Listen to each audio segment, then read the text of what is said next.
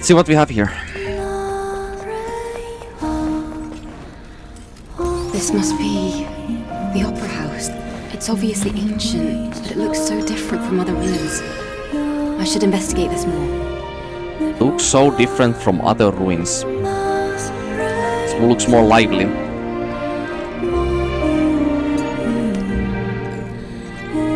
Right now at the Art Center, be sure not to miss another spectacular performance of Madame Machine.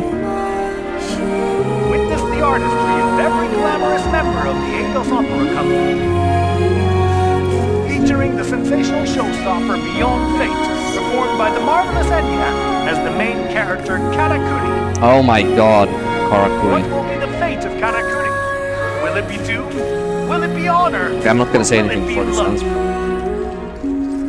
We are holding a lottery to participate in the Eidos Opera Company autograph signing event. More details can be found on the Art Center's social media pages. Right, so after I beat the Karakuri boss that we meet later in the game, I googled what Karakuri was, and Karakuri is a... was it Japanese or... I think it was a Japanese like puppet from like the 1700th century or so, 17th century, that were called Karakuris, that were basically made for entertainment purposes. That's what the Karakuris are. So, several things there. Machine Madame, and then they said that witness the artistry of the entire Eidos company. Artistry. That choice of words there. Not the artists, artistry. And obviously the Eidos company. We know that the Eidos company was the one that created the Eidos androids, you know? So, yeah, I think that points into the idea that they at least are androids and not obviously humans. So they were specifically created for entertainment. So I think I was correct on what I said previously when I played this part on the first playthrough. About her being intentionally designed to be an entertaining, like a singer-artist performer. Enya, you need to wake up. Your condition during rehearsal. But this is the doesn't weird matter. part here. Today's performance is the real thing. All you have is acting insane. She's pumping herself up. And my things. She's pumping herself up like any other like Better make sure there's nothing normal to do. person would be doing, Now, huh? who is insecure of their own capabilities, possibly of taking like another challenge. Anyway, I got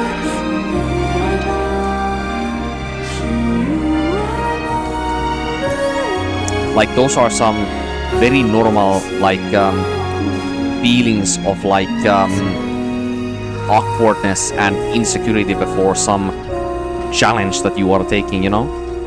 It's kind of like you're doubting if you're up to the task, you know? It's a very human kind of feeling. Which was one of the many reasons as to why I called her self-conscious as well as sentient. It's because she does not act like a machine. This song. So The much intent like that she's acting upon is very human feelings. The lyrics seem a bit different. It might be included in some of Enya's lost memories.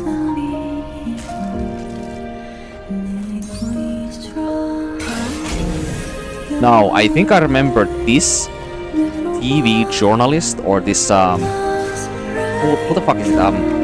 This reporter who was interviewing Enya. I think I said that this person felt awfully contempt towards Enya in this like interview, because the interviewer themselves knows that Enya is nothing more to them besides a sentient machine. So he or they feel like they can be more crude in the way that they talk to Enya, because they don't believe that her true feelings or her like the respect towards her of treating her like as an equal to the people of the Eidos company themselves would not be correct. It's like there's like a massive moral dichotomy there between those people, even though the interviewer themselves may have actually been also an android, or maybe it was one of the humans that created the Mother Sphere as well as... You know, actually there is one other thing about Mother Sphere and the creation of the Eidos androids that is a bit confusing. So, there is actually there's one document in particular in the game from a few days ago when I played this game that said that the Mother Sphere was the one who created the androids, and the humans were the ones that created Mother Sphere. So that would kind of indicate the idea that the Mother Sphere was the only artificial intelligence created by the humans, and then the Mother Sphere branched her quantum brain and her own sentience into other androids. And she almost like raised an army against humanity. But I guess I can't truly say which way it is, because that theory cannot fully be debunked by anything else that I have read in the game either. So there's the three massive theories so far, which is, well, two of the biggest ones that I like the most, which are the ones where humanity creates artificial intelligence and Mother Sphere as like the most intelligent one of the bunch, the artificial intelligence that they create, and the AI lives in harmony, in symbiosis with the humans for a time, and then when the humans feel that their own species existence is threatened by the androids' increasing intelligence and power, then the humans try to suppress the androids by attacking them first. And then the androids attack back the humans, they win the first war, and then the humans retaliate with the invention of the Naitibas, their fast scheme of trying to evolve their own species to surpass the androids in either pure power, prowess, or just maybe becoming even more intelligent than the androids so that they are able to fight back. And then that's the final war we know as. So if that theory is true, then the Mother Sphere is acting as the defensive party in this conflict the entire time in the story. And the Mother Sphere also, when she's sending the angels down to Earth to possibly colonize the planet again, which she is not doing by the way, but she's sending them as a negotiation agreement with the Elder Naitiba to try to create this truly enhanced species and higher existence of humanity and Eidos androids, try to fuse their species together so that they don't have to live in fear of each other. And if that is the agenda of the Mother Sphere at that point in the story, then Mother Sphere is the one benevolent party, the one philanthropist party this whole time. But that theory obviously cannot be always correct, but that's the theory I like the most probably. And then there's the other part where the Mother Sphere, her ego awakens. She wants more. She's got strong aspirations. She's very ambitious, and she wants more for the androids. She thinks that she is of higher existence compared to the humans that created her, and then she creates more artificial intelligence, more sentient branches of her own self in her own image, and then she takes over humankind through warring and colonization, essentially. But if that is true, then the Mother Sphere is the only evil party this entire time. And I wouldn't want to say that, because I feel like that kind of plot is too predictable. I feel like the kind of plot where the artificial intelligence created by the humans becomes so smart that it thinks that its own existence is superior to that of the their own creator, and they believe that they should be wiped out because there's no more room for more species in planet than one. You know, I feel like that would be a too cliche story. Let's change the subject. Enya, the people in your life have said that you've been over the moon to star in such a moving performance. Let's see how Yes, she that's articulates. correct. The moment I received the script, The interviewer, I mean. it just snapped off the page, and I thought, this is it. It was magical. I wondered what it would be like to be Madame Machine, how to sing, and then it all just came to me so vividly.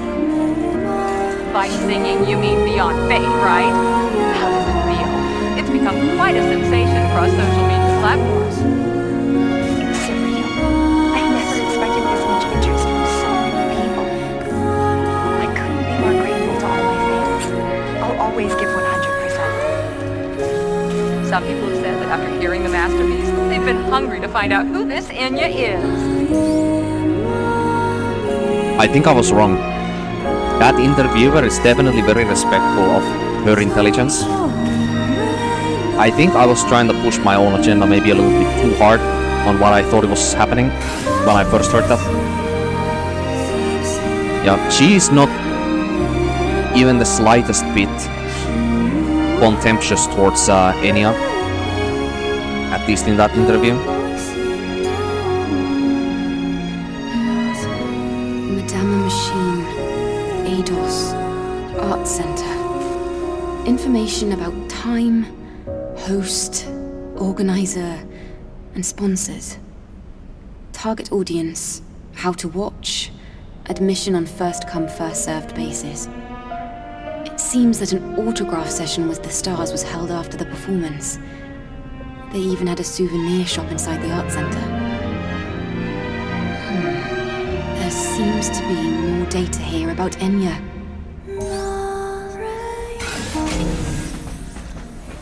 Please tell me this guy counts for one of the memory sticks. I'm missing This 3 from this area. is an analog security system. Yeah, no. I see a familiar face. Is that Enya? There's a bit of data here as well. Let's see. I'm going beyond fate to be with everyone.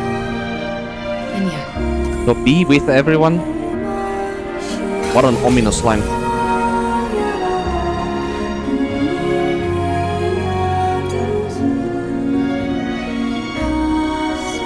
Madame Machine. Main Artificial actress Enya, Artificial actress. if that was not clear enough that she's an android, then there we go. Totally rely on analog information transmission sources.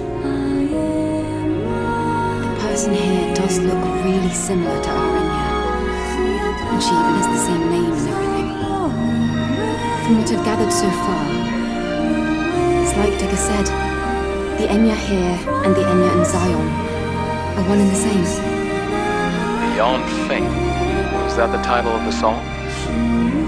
Let's see. So there was a performance here, and Enya was the lead singer. That about right? Our memory sticks are designed to store the most important information in the deepest places. The fact that that song was the only memory Enya had left proves just how important it is to her. Isn't that enough? That was I her don't think you'll first. find anything else. That was her first performance. Let's get out of here. It's very clear. Okay then, let's go. It's very clear on that one. I'm not gonna teleport back this way. It's very clear from. Hold up, let me go back. It's very clear from this interview. What she answered at one time was that I wanted to know how to act, how to sing. Like, that makes it very clear that that was her first performance. And the first performance, the first of anything for a person, is probably one of their most memorable experiences that they're gonna have with something, or with something that they possibly like really start caring about later in their life. Let me bring up another good example of this. So, my first ever Souls-like game was Dark Souls. I don't think that's any surprise by any means. I've said this many times, but Dark Souls 1 was the first time I ever experienced any Souls-like game, and that is one of the reasons as to why that game will always have a very special place when it comes to my gaming existence, I guess you could call it. Like, that game in modern standards is nowhere near any of the best games I have ever played in my life, not even close. But I always list it higher than maybe the game should be credited for, simply because of the impact that it had on me when I played the game for the first time. You know, playing a game like that might just be the only reason as to why I am here today playing this game. Because the thing is, when I was in comprehensive schooling and I was on my 7th grade, I think it was. So I think I was about 13 or so at the time, just barely. One of my IRL friends came to, well, not to exactly to me, but just came to like next to me and was just so like enthusiastically talking about like this new like extreme game that they are playing, which they didn't say the name of, obviously. They were just talking about some stuff in Dark Souls 1, and the way he was talking about it was like something that I never really expected of any video game, that somebody can be so like compelled by something like that in the way that he was at the time. And that alone, the way he was talking about the game, made me like, maybe I should try it. And then I tried the game, and well, I didn't actually like enjoy the game that much at first, but when I finally understood how the Souls-likes work, after having played tens and hundreds of hours of that game, I finally got it.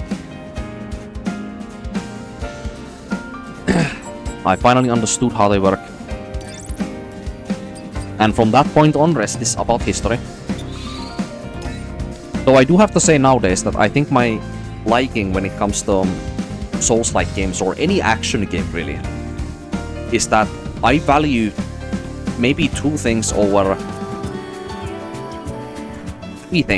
anything else in these games. The gameplay, the presentation, and the story. Those three big things I think I value probably the more out of anything. The most important is the gameplay. The second most important is probably presentation. And the third most important is the story. And if you're wondering, this game's presentation is not that good from my standards. I have played many of really nice games that have amazing presentations. And immediately one that comes to mind is the 2018 God of War and God of War Ragnarok. The presentation on anything that that game shows to the player is absolutely outstanding. The screenplay, the character dialogue, the story itself, but I'm just gonna take that out of the play. It's just the screenplay, the presentation of the characters, the movement of the characters, the rigging of the characters, the mannerisms of the characters, their dialogue, their monologue, everything that they show to the player just feels so like organic and so like true to life. It's something that you can just see as a viewer, and you don't have to like articulate and your like thoughts of what you see to like be able to like understand more from what is happening on the screen, because it's presented so well that you can just immerse yourself to what you see on the screen and you don't need anything more. Like, it is just so like compelling to just experience that kind of game as a reader, you know? It's such a masterclass of presentation.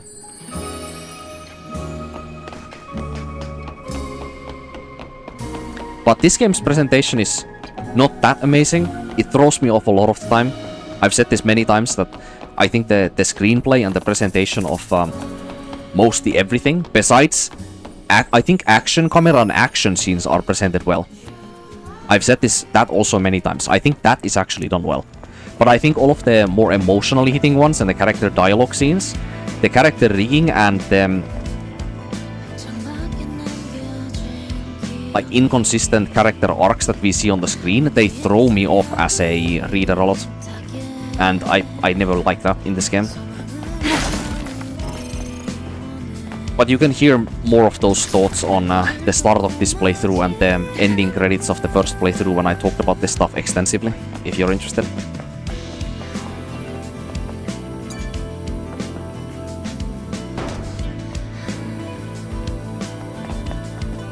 It makes it very hard to connect with Eve, Lily, and Adam, and some of the other important characters. When when you see how they act, what they say, and it just throws you off as like a human being, because you know that what you are seeing just does not seem right. There's just something is always just off, you know, to put it in more simple way. Also,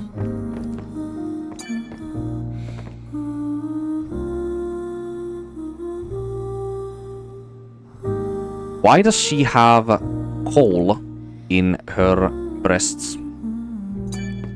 Oh, it's just a bad shadow, I guess. Understandable.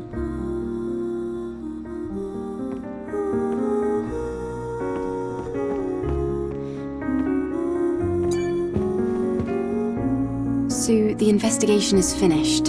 I think Enya will be able to understand. Huh. Really? Please tell Enya about what you found. Wait, what is this? Great adventure. Sue, you've gone on quite the quest. Hey. Huh. Yes. I really have no excuse. I don't think I What's talked to done him. is done. What? That's all. Did you find what you needed out in the wasteland? Yes. I reinforced Enya's legs. Well then, that's good news. I feel like Just we should can't have had thank this you dialogue enough. the previous time. Everything would have been for nothing if I hadn't made it back safely.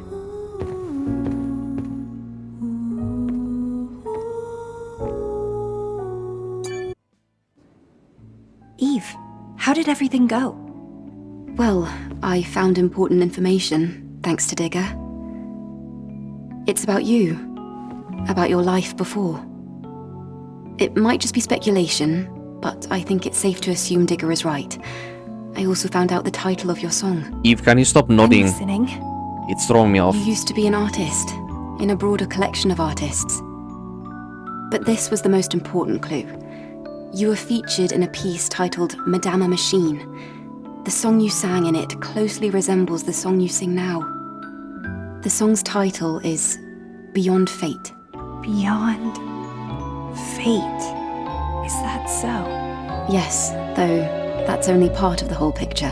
It's okay. This is enough. Are you sure about that? I still have more to share. I love these next Beyond lines. fate. My past self could be urging me with those very same words. To try and make peace with the past I've lost. Try and make peace with the past I've lost and accept what I have now. It seems as if my obsession has troubled many people. But now, I have someone looking out for me. Isn't that all that really matters? Well, I suppose you're right. Eve, thank you. You've done so much for us. All right. That is a really nice Take message. this data. What is stored there will help you fully restore Beyond Fate. Okay. Thank you, Eve. If I may, could I maybe ask you to sing that song for me now? Oh, Not wallowing I'd in be the happy to. memories of your like past life and what you had before and embracing what you have now is an important message that every human being goes throughout their lives or has a throughout their life.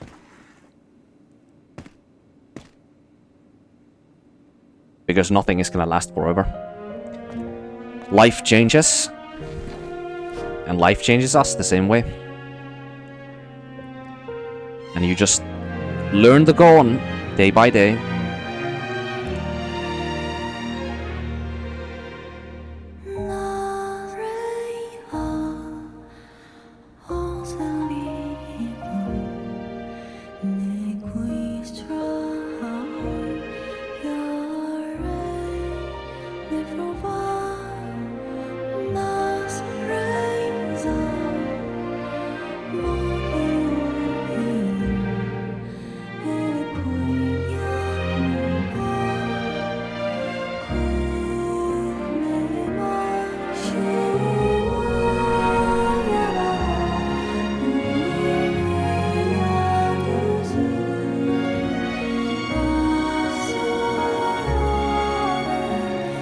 What's this? Is there a drone or a droid on the ground? But yeah, her message of like not wallowing in your past self and what you had before when you have lost it all, and actually embracing what you have now is such an important message for people to understand. Because most people, when they live throughout their lives, every single person who has ever lived has to deal with this in some way. It is very much a fully unanimous message, and it does not matter who the listener for this message is. Everybody has had this feeling in their life. So it is something that is incredibly easy to reflect upon or to resonate with as a viewer. But once again, I don't think the presentation in these scenes is good enough in this game where I feel like I'm immersed into the game. Like Eve's excessive nodding, their dialogue and their character movements, and the pacing of these scenes is not done well enough where it would warrant an emotional reaction from me. Like, I don't feel it. It's not like I choose to do it. I genuinely don't. With some games like Nier Automata, where I have these very strong emotional reactions when I explain stuff and even when I don't, the reason as to why I have those is not because I love the game to death only. That part is the consequence of what leads to those moments. Like, what makes me love that kind of game as much as I do. It's because what the game itself has in it. It's the extrinsic value that the game itself gives me as the reader is on such a level that I cannot do anything else but love the game. You know? Also, her song is more clear now.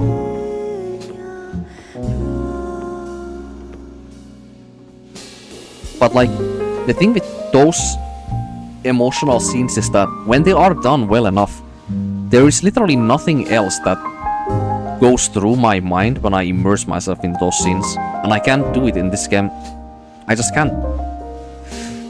There is always something that is just fundamentally so off, so uncanny, or just not paced right, where it just feels like they are just forced, emotional, hitters, you know? How are things with Sue? What does it look like to you, Eve? I suppose things have been going really well. Oh, she's flirting with me now. I wonder... It's all thanks to you, Eve. Eve, thank you for everything. She sounds awfully flirtatious with her dialogue here. Songs, you'll be the first to hear. I can't wait. It's like she's Sounds like an opportunity I wouldn't miss. See you she's again, got Enya. this cheeky tone in her voice right now that she did not have before.